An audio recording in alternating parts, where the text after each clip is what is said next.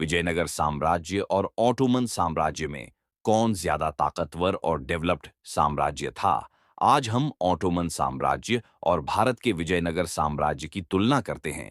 इसमें हम देखेंगे कि दोनों में कौन ज्यादा ताकतवर और अमीर है। ऑटोमन साम्राज्य की बात करें तो ये 14वीं से 20वीं सदी तक आज के मिडिल ईस्ट और पूर्वी यूरोप के एक बड़े भूभाग पर फैला हुआ था। वहीं विजयनगर साम्राज्य आज के दक्षिण भारत के इलाकों में फैला हुआ था। क्षेत्रफल की दृष्टि से देखें तो ऑटोमन साम्राज्य भारत के विजयनगर साम्राज्य से कहीं ज्यादा बड़ा था। अब जानते हैं हम साम्राज्यों की जनसंख्या के बारे में, लेकिन हम 1500 ईस्वी के समय के जनसंख्या के बारे में ही जानेंगे, क्योंकि उस समय दोनों साम्राज्य अपनी ऊंचाई पर थे। लगभग 1500 ईस्वी में विजयनगर साम्राज्य की जनसंख्या 18 मिलियन थी, वहीं ऑटोमन साम्राज्य की जनसंख्या 13 मिलियन था। यानी कि जनसंख्या के मामले में विजयनगर साम्राज्य ऑटोमन साम्राज्य से कहीं ज्यादा आगे था।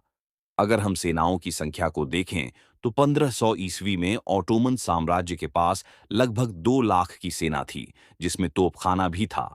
वहीं विजयनगर साम्राज्य के पास लगभग 10 लाख की विशाल सेना थी और तोपखाना भी मौजूद था।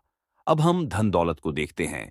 पुर्तगाली और मुस्लिम यात्री अब्दुल रज्जाक, जो तैमूरीद साम्राज्य के दूत थे, उनके अनुसार विजयनगर साम्राज्य दुनिया का सबसे अमीर साम्राज्य था, क्योंकि विजयनगर साम्राज्य में खनिज और खेती से उपजाऊ जमीन का भरमार था।